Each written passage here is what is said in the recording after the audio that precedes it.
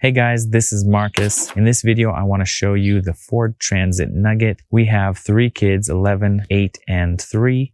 So this would give you a good idea of whether the Ford Transit Nugget would be a good camper van to rent or buy and what you can expect.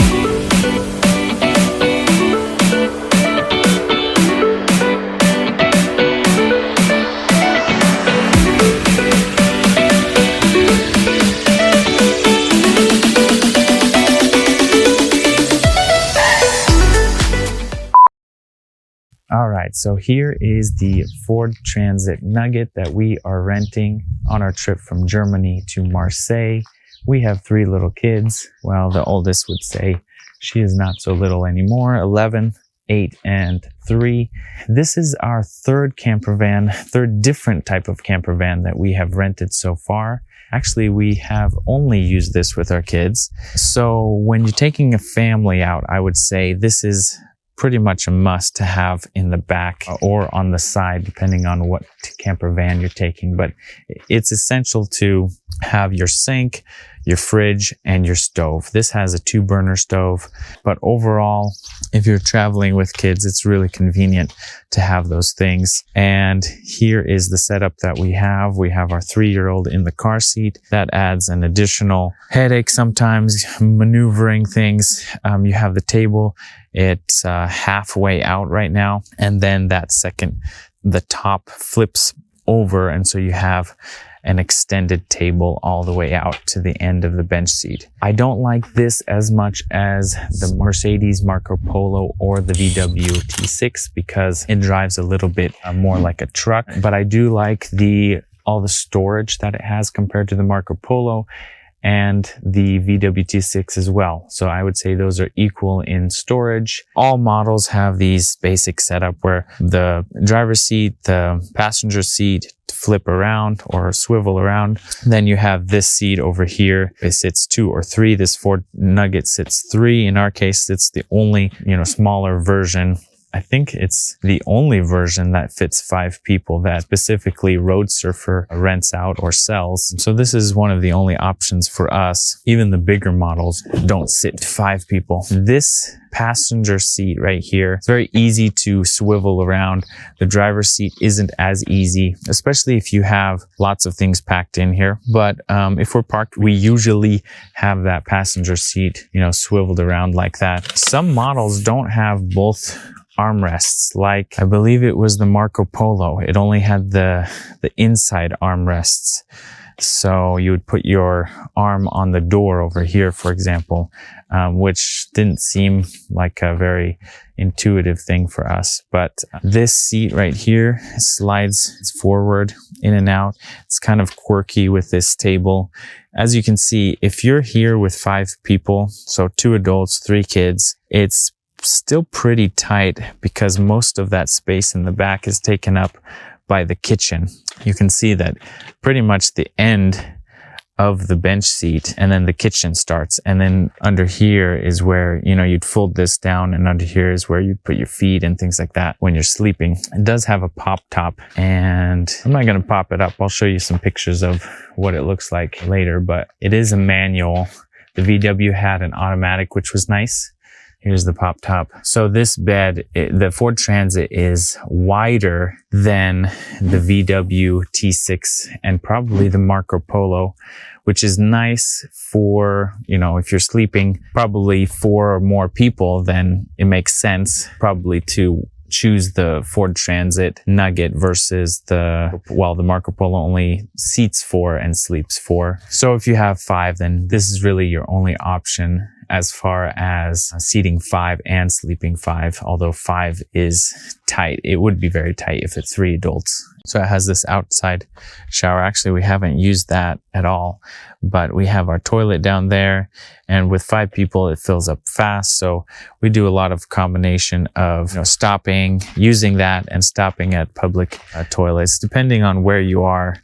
France has a lot of public toilets, so that's where we are right now. So overall, the Ford Transit Nugget is a good vehicle for more than 4 people. There's not a lot of options when it comes to seating 5 and sleeping 5. And really in this size of camper van, you're not going to find very many options that seat more than 4 people. When it comes to this size of camper van, whether VW T6, Mercedes Marco Polo, the Ford Nugget, some of the, the Citroen, Peugeot Boxer, the Citroen, the Fiat Ducato, all of those types, if they're gonna seat 5, it will be very, very similar to what I'm about to share with you, which is, when it comes to this size of camper van, it's very, very time intensive, prepping things, moving things around whenever you're going on a road trip. So really my conclusion is that you would want to use a camper van of this size with, let's say you have 3 kids like us. You'd want to use it in conjunction with, like, if you're going on a short trip, then it's probably just fine. If you're going more than a few days, then you're going to want to, eat out and stop at hotels or, Airbnb or wherever you're stopping, to give you kind of a rest between all the time that you're spending in the camper van. For example, this bench seat that I'm sitting on right here, it has storage underneath, and then we have our 3-year-old in this car seat, and then this fold out table.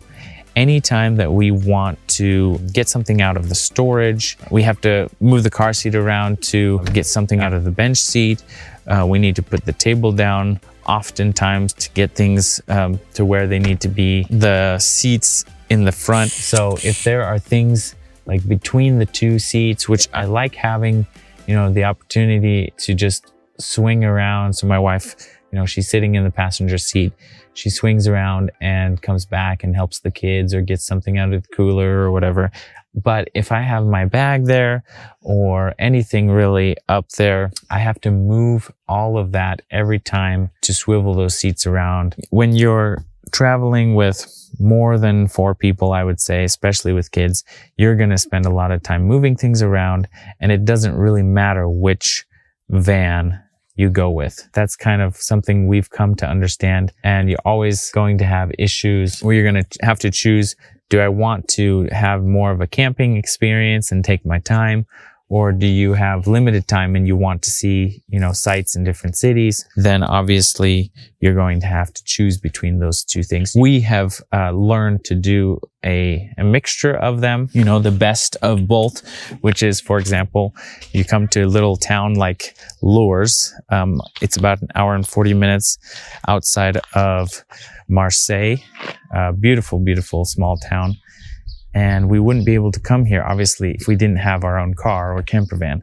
So we took the opportunity and came and parked here, and we had our breakfast, and we had our hot chocolate and things like that to enjoy the town. So these are really the types of trips that we are going to take in our camper van, should we decide to purchase one or just keep renting ones like this. In my personal opinion, I don't see the point in getting a larger or much larger camper van or, motorhome, because I want to be able to come to towns and park really wherever I can in the city. And if you have much of a larger one than this, then you're not going to be able to. So that's just my 2 cents about the Ford Transit Nugget and overall this style of camper van or this size of camper van. All of them have their advantages and disadvantages.